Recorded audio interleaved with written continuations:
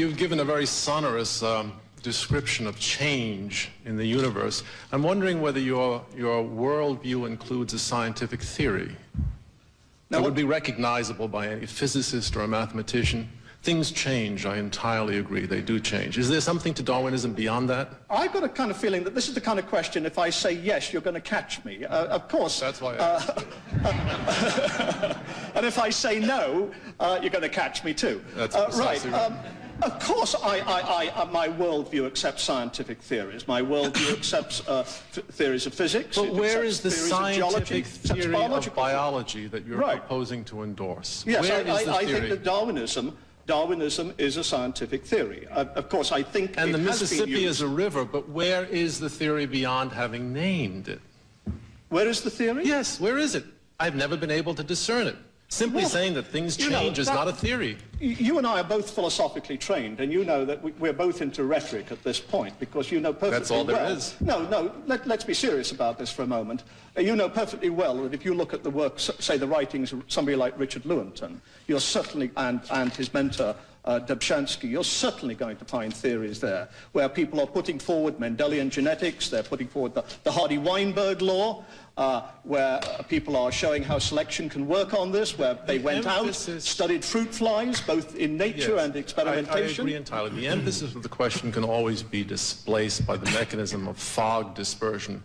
My question is, with respect to the great aching global questions of life, where is the theory that you propose as an explanation?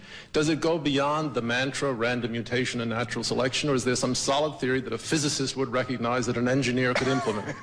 Well, I don't accept the word mantra. You see, once again, you're using a persuasive definition which you're slipping in there. Of course, it's a global theory. If you go, say, to island biogeography, the work that Darwin did, looking at the finches, looking at the reptiles on the Galapagos, why are they similar but different, similar to South America, not similar to Africa? Because they came there and they evolved. Mr. Root. Darwin's theory of evolution is the last of the great 19th century mystery religions.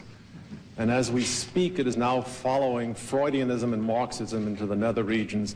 And I'm quite sure that Freud, Marx, and Darwin are commiserating one with the other in the dark dungeon where discarded gods gather.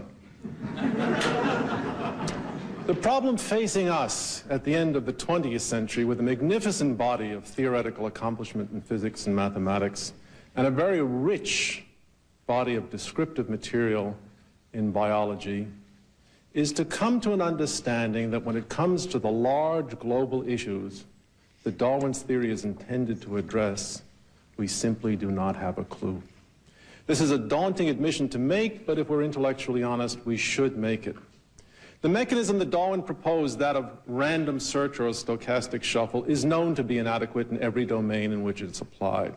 It's known to be inadequate in linguistics, and it's certainly inadequate when it comes to the overwhelming complexity of living forms. There is no reason on earth to believe that this mechanism is adequate to the task that it sets itself. If it should come to pass in the fullness of time that we discover that there is no explanation for life, we will have to accept it. If it should come to pass that we discover in the fullness of time that the only explanation for life is that it is a process designed for transcendental purposes by a transcendental figure, we will have to accept that too. And if that should come to pass, I would like to ask, who among us will genuinely feel diminished? Thank you. Don't go away. Don't go away.